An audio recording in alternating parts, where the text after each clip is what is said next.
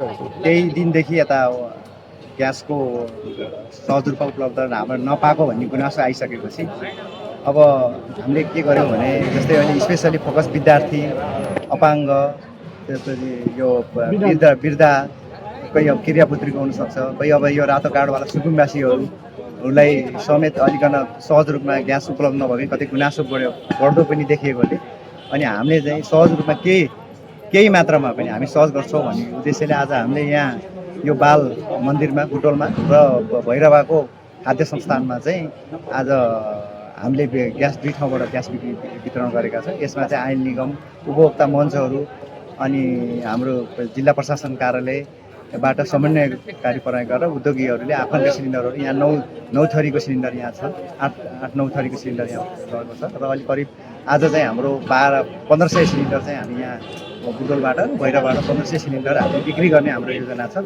र यसलाई चाहिँ कति दिनसम्म असहज हुन्छ त्यसलाई हामीले निरन्तर रूपमा अगाडि बढाउने हाम्रो योजना रहेको छ र उद्देश्य भनेको सबैलाई के भन्छ ग्यास पहिलाको भन्दा आयात बढेकै छ र तर ग्यास सबैले फेरि नपाएको अवस्था पनि हो। यसलाई केही रूपमा सहज रूपमा सबैलाई हामी के भन्छौँ भने एउटा सिलिन्डर राख्नु होला, ग्यास सहज रूपमा आइरहेको छ, कसैले खान नपाउने, कसैकोमा ग्यास होल्ड हुँदा धेरै समस्या निम्ताको पनि छ र आगामी दिनमा तपाईँ ढुक्क साथ भन्नु ग्यास चाहिने भन्दा बढी नै आयात भएको छ।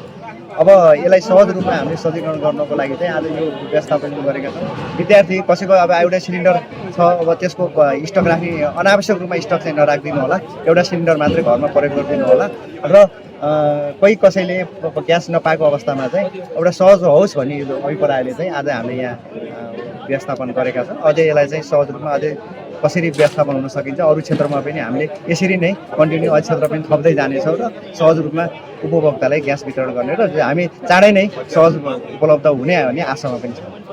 यो तपाईँले सर्टेज के भने 7.1 केजीबाट 14.2 जुन हाफ सिलिन्डरबाट फुल सिलिन्डरमा गयो नि, त्यो फुल सिलिन्डरमा जाँदाखेरि चाहिँ तपाईँको के भने सबैले चाहिँ फुल सिलिन्डर नै आएर भरौँला भन्ने उपभोक्ताको एउटा मनोविज्ञान त्यो हुँदाखेरि चाहिँ अलि अत्याधिक माग पनि बढ्यो, 81 बढ्यो। जस्तै हामीले जेठ र असारको माग भन्दा साउनको अत्याधिक धेरै माग छ यो जुन फुल सिलिन्डर भइसकेपछि 81 मार्केटमा सम्बन्ध भयो र अब कसैकोमा 2-3 सिलिन्डर पनि भयो, कसैकोमा हुँदै पनि भएन।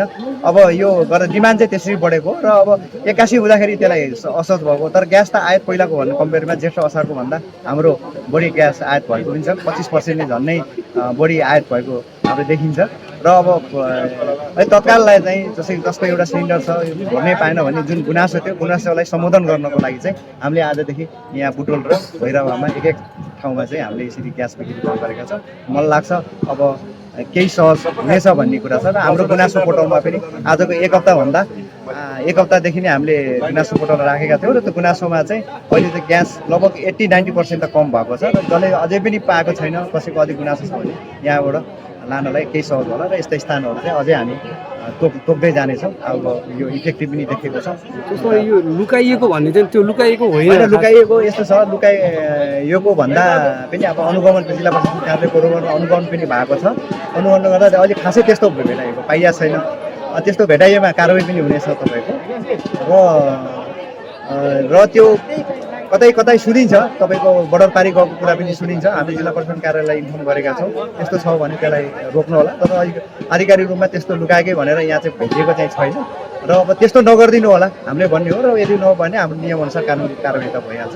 र यो उसमा चाहिँ सहज रूपमा उपलब्ध गर्नलाई दैनिकै रूपमा ग्यास आएको छ, हामी रात दिन नगरी भर्छौँ र अब यहाँ पनि अब आज अहिले 1500 को टार्गेट छ। यदि नअपुग भएको खण्डमा फेरि थप यहाँ ग्यास सिलिन्डरहरू ल्याइनेछ। अनि यसलाई थप व्यवस्थित रूपमा भोलिदेखि अलिक थप व्यवस्थित रूपमा हुँदै जानेछ।